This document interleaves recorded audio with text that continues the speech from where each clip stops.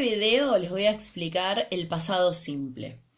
En el pasado simple, cuando armamos oraciones positivas y negativas, siempre va la persona, el verbo en pasado y lo que resta de la oración. Lo que hay que diferenciar acá es que hay verbos que son regulares y verbos irregulares.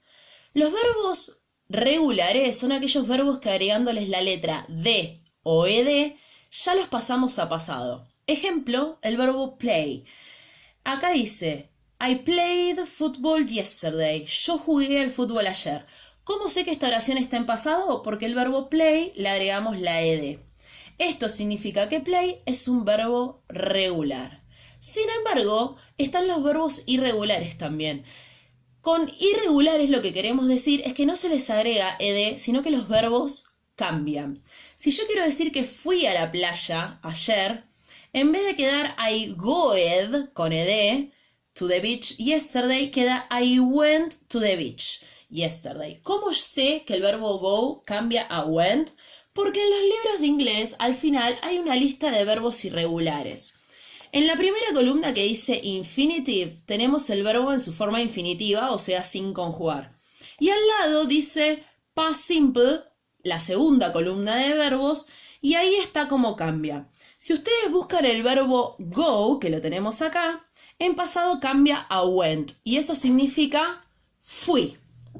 Ahora, fíjense que dice I went to the beach yesterday. Entonces, ¿qué es lo que les conviene hacer siempre? Si ustedes trabajan con la lista de verbos a mano y tienen que pasar los verbos a pasado, lo primero que tienen que hacer es chequear en la lista si el verbo aparece, y si el verbo aparece lo pasan a la segunda columna. Si no aparece en la lista, significa que es un verbo regular, por lo tanto le tenemos que agregar la ed, como en el caso de play.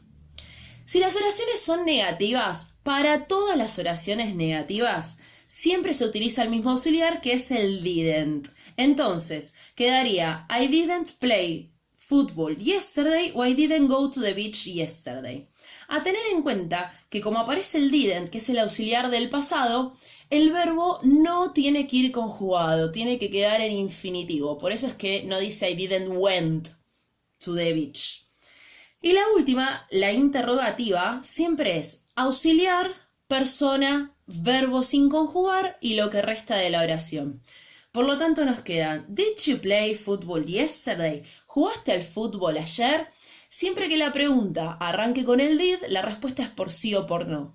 Cuando son respuestas cortas, recuerden que tienen 3 palabras que son yes o no, coma, la persona y el did o didn't. En este caso, si la oración es positiva, queda yes, I did. Y si fuera negativa, no, I didn't. Si afirmo de este lado de la coma, del otro lado el auxiliar va afirmando. Si niego de este lado de la coma, del otro lado el auxiliar va negando.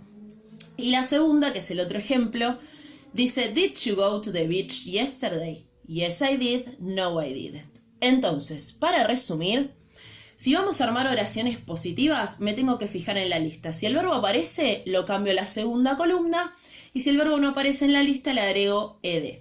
En las oraciones negativas, siempre negamos con didn't, más el verbo en infinitivo, nunca debe ir conjugado. Y en las interrogativas, el orden es auxiliar, persona y verbo, y lo mismo, el verbo nunca va conjugado.